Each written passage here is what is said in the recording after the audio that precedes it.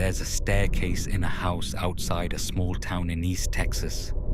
At night, if you're lying in the downstairs bedroom with the door open, you can hear someone come down it. You'll wait for them to reach the bottom. They never do. The woman who lived in that house most of her childhood moved out when she got married. 10 years later, she moved back in. She wishes she hadn't. Everyone has a story they've never said out loud. These are the ones they finally told me. Tonight's story comes from a woman I'll call Rhea.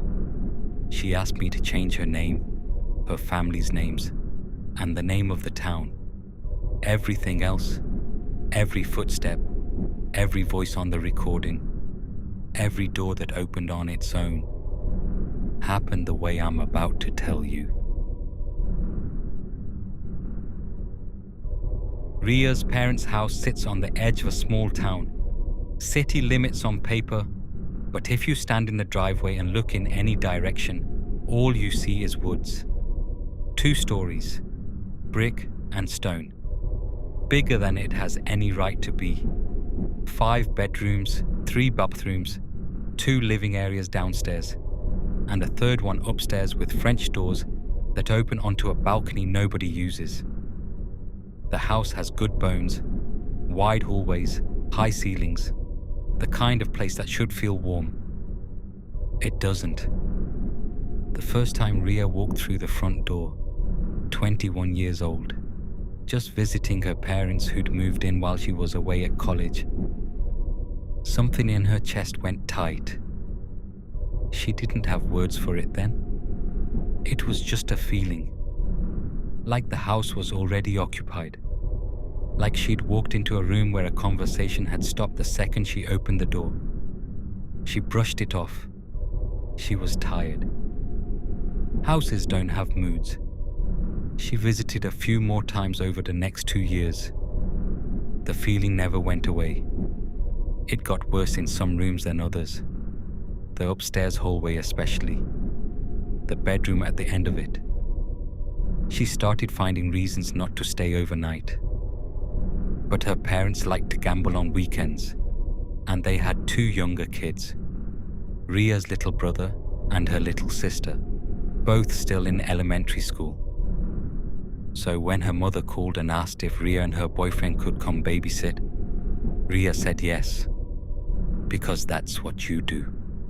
Her boyfriend, now her husband, is the kind of man who can fall asleep in under a minute. Rhea is the opposite. She lies awake. She listens. That's how she heard it the first time. The kids were asleep upstairs. Rhea and her boyfriend were in the downstairs bedroom, the one near the back of the house, with double doors that opened into the hallway. From the bed, if both doors were open and the hallway light was on, you could see the bottom of the staircase. You could see all the way down the hall. That night, only one hallway light was on. The TV was muted low. Her boyfriend was already asleep beside her. She heard footsteps on the stairs. Slow ones. Deliberate. The sound of someone coming down. Bare feet on wood. The creak of the 3rd step from the top that always creaked. She thought it was her brother.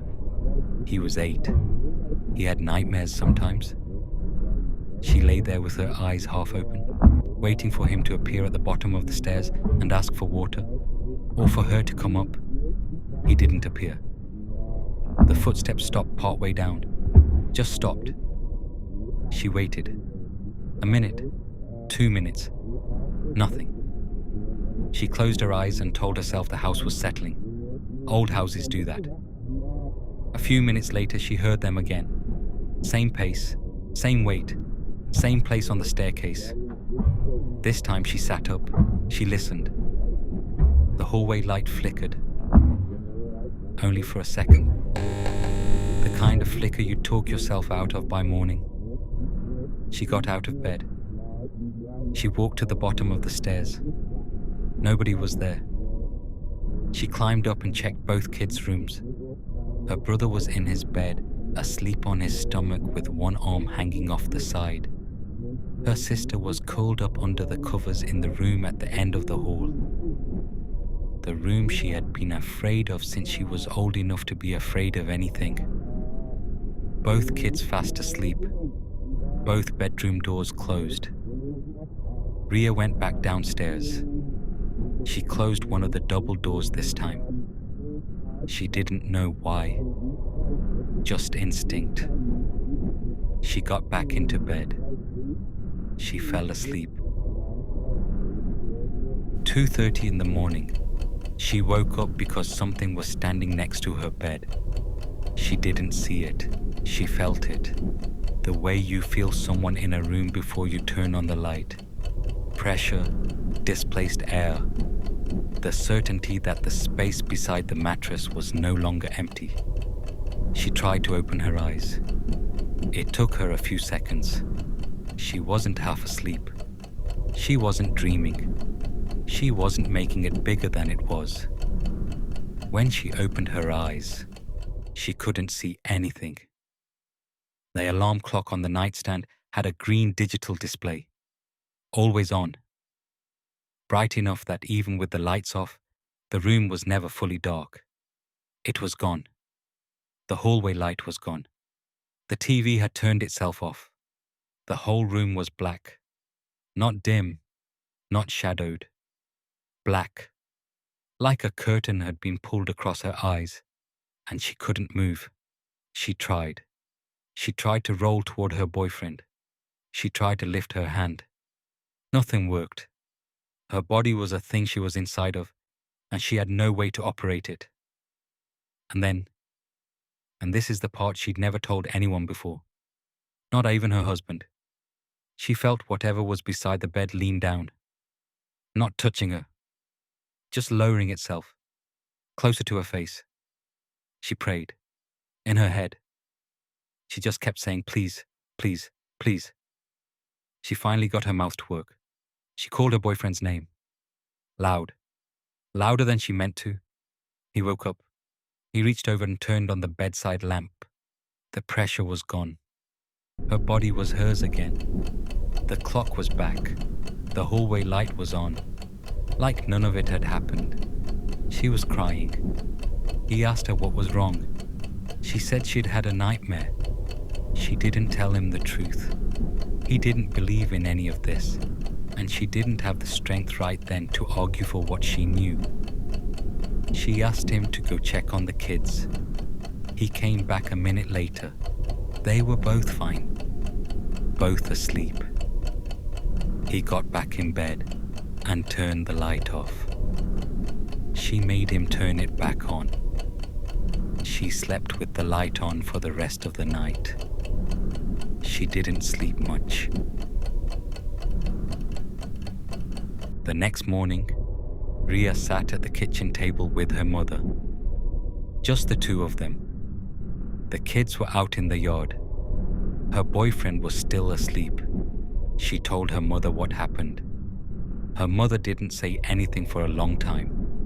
Then she said, I've been hearing the footsteps for months. She'd seen things too. A figure standing in the hallway at the top of the stairs. A shape near the kids' bedroom doors. She hadn't told anyone, because the kids were already scared of the house. Rhea's little sister had been begging to switch rooms for over a year. Her brother had been waking up screaming most nights of the week. Night terrors, the doctor said. He'd grow out of it. Her mother had bought a voice recorder. Her mother is not a dramatic woman. She is practical. She balances checkbooks. She pays bills on time. She doesn't believe in much of anything she can't see with her own eyes. But she had bought a voice recorder, and one afternoon while everyone was out of the house, she had taken it upstairs. She had walked through every room with it on, and she had asked questions, out loud, to no one. She left the recorder running on the dresser in one of the upstairs bedrooms. She closed the door. She drove to the grocery store. She came back 4 hours later. She turned the recorder off. She hadn't been able to listen to it. That morning, sitting at the kitchen table, she asked Rhea if she would listen to it with her. They went to the computer in the office. They uploaded the file. Her mother put the headphones on the desk between them, one earbud each. They listened. Who is here? What do you want? Why are you here? You have passed away. You need to go into the light. You are not welcome here. For most of the 4 hours, there was nothing. Room tone, the hum of the air conditioner kicking on and off, a car passing outside. Then, partway through, sounds neither of them could explain. A soft tapping, slow, then faster, then stopping. A drawer opening, a drawer closing. Nobody had been in that house. The audio quality was poor. There was a sound like static or a fan that ran underneath the whole recording. Most of what was on it was unintelligible. But what do you want? Caleb! The voice on the recording said her brother's name. Just his name. Nothing else. No other question got an answer. Rhea sat in front of that computer and cried, because her brother had been waking up screaming for over a year. The doctor had said night terrors. The doctor had said he'd grow out of it. Her brother hadn't been having nightmares. Something had been visiting him every night, and it had finally said so out loud. Rhea's mother had a friend, an older woman, late 70s, who lived about an hour outside of town. The friend was the grandmother of someone Rhea's mother had worked with years before. They had stayed in touch, the kind of friendship that survives on Christmas cards and the occasional phone call. Rhea's mother called her that afternoon. She didn't have to explain much. The old woman listened, and then she said, I can come Saturday. Don't clean the house before I get there. I want to see it the way it lives. Saturday morning. The old woman pulled into the driveway in a sedan that was older than Rhea. She got out carrying a canvas tote bag. Inside the bag, a glass jar of coarse salt, 3 bundles of dried herbs tied with twine, a small clay dish, and a book. A real one.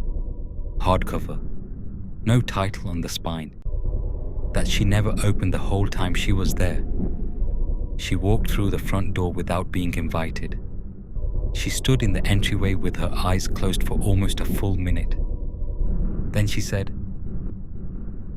It's upstairs, and it's been here a long time. She asked the family to leave. All of them. Rhea, her boyfriend, her parents, the kids, out of the house, into the yard, no closer than the road. She said it didn't matter how long it took. She said she'd come out when she was finished. They sat on the curb across the street. Rhea's little brother held her hand. He didn't ask why. He seemed to know.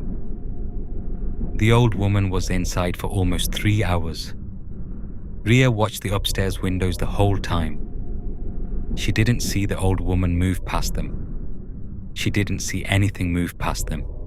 But twice, and she knows how this sounds, twice, the curtain in the bedroom at the end of the upstairs hallway pulled itself flat against the window, like someone on the inside had pressed a hand against it, and then released. The second time it happened, Her brother started crying. When the old woman came out, she walked straight to Rhea's mother. Her hands were shaking. Not a lot, just enough to notice. And she said, It didn't want to leave, but it's gone now. Keep salt on the windowsills upstairs for a month. Don't let the boy sleep in that room at the end of the hall. Not ever. Find him another room. I don't know what it was when it was alive. I know what it became. She got back in her car. She drove away.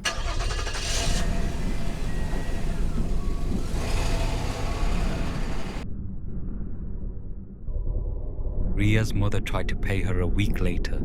The check came back uncashed in the mail with a note that said, "Not for this kind of work." For a long time, the house was quiet. Rhea's brother stopped having night terrors within a week. He started sleeping through the night for the first time in his life. The mother slept well. The footsteps stopped.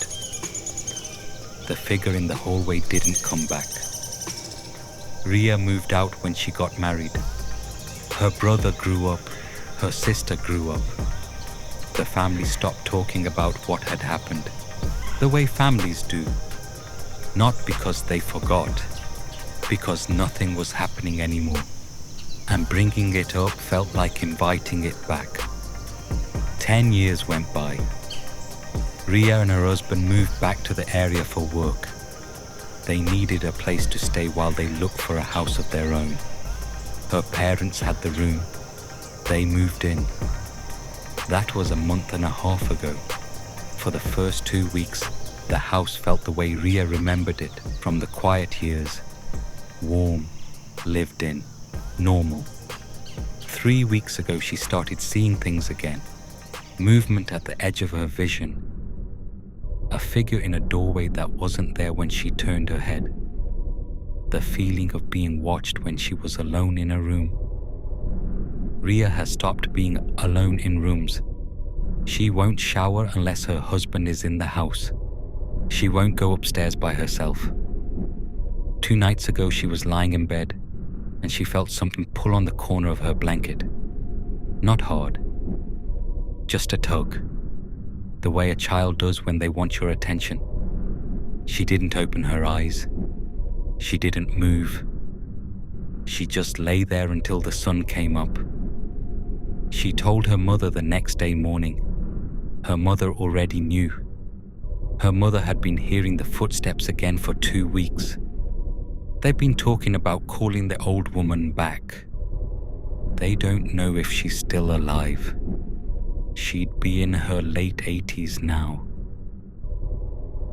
One afternoon, Rhea was sitting on the living room floor playing with her 10-month-old nephew. Her mother was on one couch. Her younger sister, the one who'd grown up afraid of the bedroom at the end of the upstairs hallway, was on the other. Behind them, in the corner with the rest of the toys, was a folding cloth piano, the kind that lights up when you press the keys.